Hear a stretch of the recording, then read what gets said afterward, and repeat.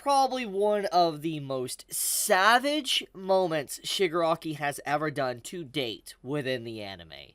When you see this man standing on the number one current hero, Endeavor, and he's like, was it this arm or was it the other arm? And he's trying to do the whole All Might pose slash also mock All Might and Endeavor for raising their fist in the air after they defeat a really big opponent.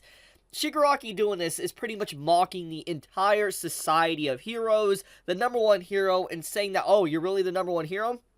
Should I basically say that I am better than you? I put my fist up in the air to rally a battle cry and all that and raise and boost the morale of the fellow villains. That's basically what Shigaraki is doing here, and it's a very, very savage scene. It says so much about My Hero Academia, like the current situation of Shigaraki versus all the other heroes in this moment, and just the overall discrepancy between both powers. Because, as I've talked about for the last 2 episodes, Shigaraki is clearly really strong. I mean, he's got All for One now.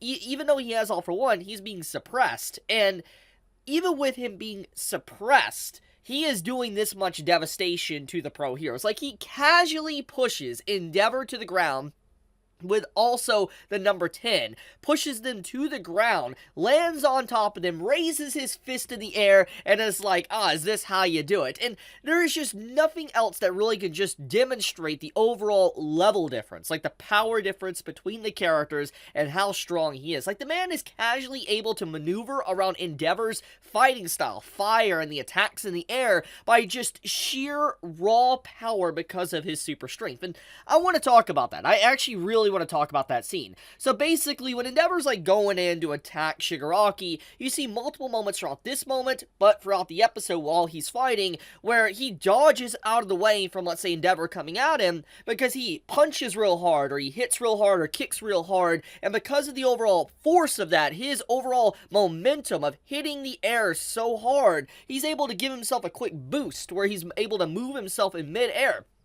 And basically, it's showing just how strong he is. He is so strong, he's able to knock enough force to just kind of move out of the way without even grabbing anything. That's actually wild. That is legitimately wild, and it just shows how much strength that Shigaraki has, that he's even capable of doing that. But another crazy thing about this is that Aizawa is in a very dangerous situation, and this episode definitely makes it very, very clear that if Shigaraki gets his hands on Aizawa, this entire fight is over. And the reason for that is because Aizawa is the only one that is basically suppressing Shigaraki. If Aizawa falls, Shigaraki is able to use everything. Not even just a K, but anything.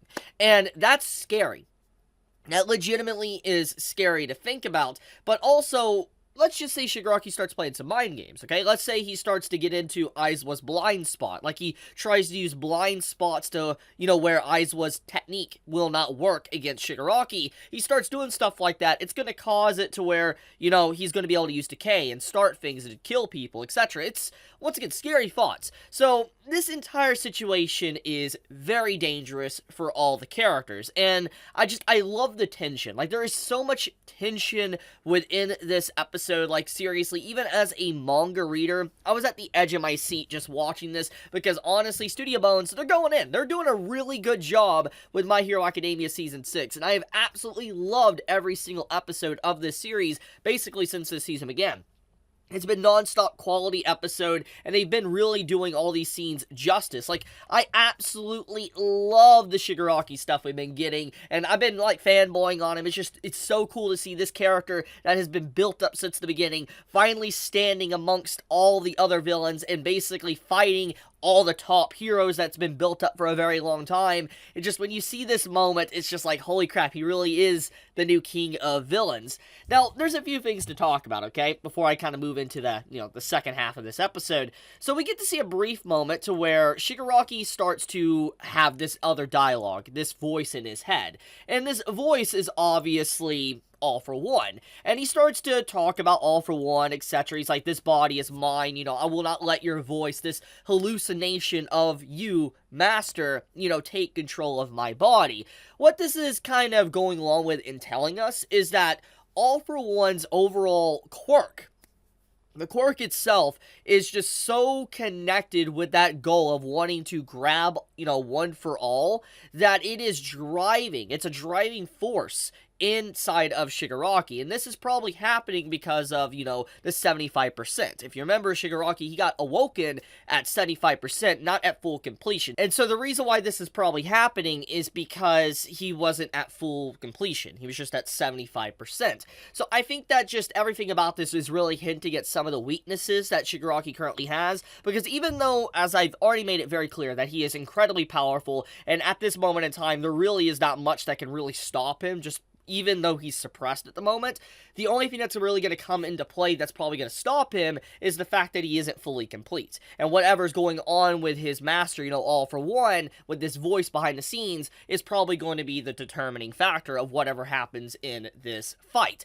Let's talk about what this means for Shigaraki and hearing this voice inside of his head. Basically, if this is really the case, okay, he's fighting back against his mentor, it might be the reason why he's hearing this and why he's hearing the voice of his mentor is because of his connection with the original user, aka All For One. We know that Izuku has, these vestiges. We've seen it. He has multiple quirks, etc. We've seen that. He's able to, communicate a little bit with the other users of One For All. And most likely what's happened with Izuku is what's happening with Shigaraki. He's able to communicate with the previous wielders, and most likely since it's All For One, it probably works very differently than, let's just say, One For All.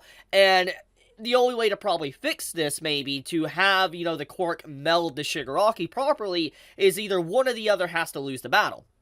Most likely, once this fight is said and done, Shigaraki might have to head over to All For One and actually get rid of him, for that voice might actually cease, and for he can have complete control over everything going on around him. That is food for thought when you think about the way this episode is presented. Maybe the only way to silence that voice that he's hearing is by getting rid of his master, which would be very in line with Horikoshi's, what he likes. Because, FYI, Horikoshi, he's a massive Star Wars fan. He loves Star Wars, and he loves Siths, etc. And if you know anything about, the Siths, the two rules and all that, or the rules to the Siths, there can only be two, there can only be two Siths. You have the Master, and then you have the student. And then eventually the student will surpass the Master by basically killing the said Master. And when you think about that, it makes a lot of sense that maybe Shigaraki might do the exact same. To surpass All For One, he will kill All For One to ascend to the throne as, the king of villains. That's the way to look at this. But anyways, enough with that. Let's talk about other things of this episode. So, I really want to talk about this Midnight stuff and also the Mount Lady stuff going up against, Gigan. I think that this is a very interesting scene to see animated because it shows that despite we're not watching Shigaraki in this moment, it shows that there is villains still very terrifying. We know Gigan is basically the trump card of All For One, that he left it behind to be able to help out Shigaraki. Gigan is just this force of nature, this natural disaster that can destroy things, and nothing's really going to stop him. And this has been built up for quite a while now. And so when you see this moment where he starts to move, he starts grabbing the League of Villains, and he starts maneuvering and all that, and he starts to wildly charge towards Shigaraki, Mount Lady tries to stop him, and as she's literally trying to stop him, he's just pushing her. He literally is just pushing her. He's not even attacking her. And I think that is something that definitely needs to be pointed out when it comes to this episode, is that Gigan is not trying to fight. He is 100% not trying to fight. And I think that is something some might miss with this episode because they're trying to hold him back or stop him. But the thing is, he's not fighting them. His only objective is to get over to Shigaraki. That is what his objective is. That's all he's doing. He's one-track mind. And the thing is that even despite that, they're not able to even really slow this man down. Maybe briefly with Mount Lady holding on to him, but overall, he is just charging. Really charging. And there's nothing much they can really do to stop that. So imagine if they were to do something to make him angry, and he was forced to, let's say, fight. That is the thing that comes up into your mind when you see this. It's like, when you see this whole scene where, like, you know, they're trying to stop him and all that, they're, like, literally fighting. Midnight's trying to stop him, and then Midnight starts talking to Momo, like, hey, we need to put him to sleep because obviously we need to do something to do, like, stop him. You know, it just builds up the situation is if Gigan finds out about this, what they're doing, they're actually putting up a resistance, will he switch tactics? Will he start to fight? Will he continue to blindly charge, or will he fight? Because right now, he's not laying the hands on anyone. The only thing he remotely did was just grab Mount Lady off of him and just sling her away. That's it. He didn't fight her. He could have easily grabbed her, punched her, even slung her. He didn't. He just grabbed her, slung her, which says enough about his overall mentality right now. He's a one-track mind, just trying to get there. And I also want to take a few moments to talk about this, with Mount Lady holding on to him. With her continuously slowing him down, you gotta imagine how much damage she's taking right now. He is literally wildly moving. She's probably getting hit in the face continuously by debris, like probably trees to rocks and boulders. This man is hauling it. Like, he is just outright hauling it, and he's crushing everything underneath him as he's running through this forest. You gotta imagine all this debris from underneath him is just smacking Mount Lady in the face, continuously hitting her. So you gotta admit, if there is one thing you could say about her character, she has definitely come a long way, and I think that is something that really needs to be acknowledged, because Mount Lady is a character, when we were first introduced to her back in, like, Season 1, she was someone that was just basically a hero for money. That's it. And there's nothing technically wrong with that in this society. She wanted to make money. But the thing is when you look at a hero like that and all she really wanted was money, you wouldn't think she would stick around when the going gets tough. But obviously she is. She is hell-bent on being a hero despite everything, and it's really admirable and respectable. And I really love Mount Lady in this moment because it just shows a lot about her character. Now, despite that, there is a few things that does need to be talked about. We need to talk about the scene with Midnight, and I think that this is something that really needs to be kind of talked about. So, Midnight, she's in a bad situation.